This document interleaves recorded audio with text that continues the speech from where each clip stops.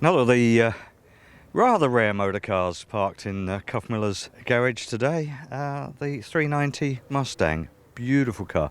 James, you've owned this car for a while?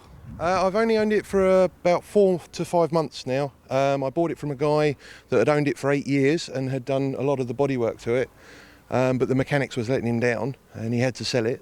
So I bought it and went through it, and he'd done about 100 miles in the 8 years he owned it, and I've put 1,500 miles on in the 4 months that I've owned it. It's the Mach 1, not the Boss. Slightly different layout package, but yeah, 390, 6.4 litre, so it's just a small engine, you know, and it gets a full 18 miles to the gallon, which is plenty enough for anybody.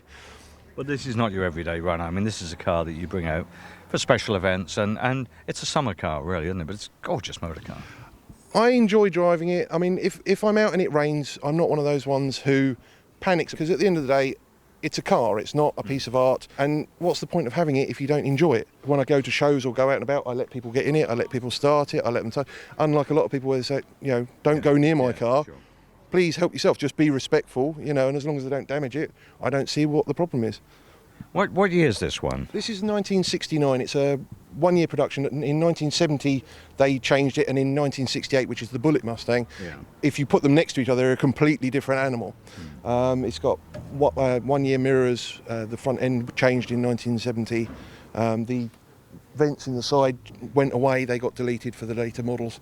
And it's a different layout, but you know, you need to put them next to each other to see where the differences are.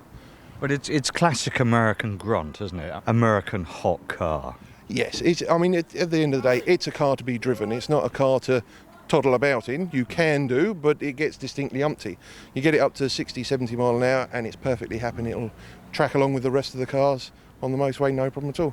I mean, one of the slightly bizarre things about Mustangs was they were offered from, you know, really very small 6-cylinder engines all the way up to some very, very meaty V8s, and this is pretty near the top of the V8s. Yes, the big one was obviously the Cobra Jet, the 429, the 7.5 litre, but that only had about another 30 horsepower over this engine. It was how it delivered it. The power was delivered differently. This one is a good cruiser. It's got a 3-speed automatic transmission, which is a bit of a dog. It's called a Cruiser-matic, which tells you all you need to know about it.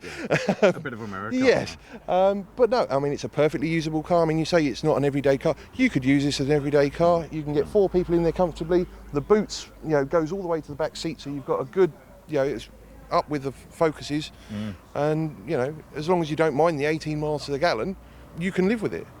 Thank you, James. I mean, it's a very, very impressive motor car, and it looks absolutely delightful. And I know you said to me before we started talking, you didn't clean it before you bought it here, but it certainly looks like you did. No, I give it a clean when I take it to a show. Other than that, it just lives in my garage, and I go out there and I get under the bonnet. You'll see handprints all over it while I work on it, and I just give it a wipe down because it needs to be used. It's not something that, I'm not a big believer in hiding this stuff away. Is get it out and let other people enjoy it as much as you do. Great. Thank you, James. Much appreciated. Sure. Appreciate your time. Cheers. Thank you very much.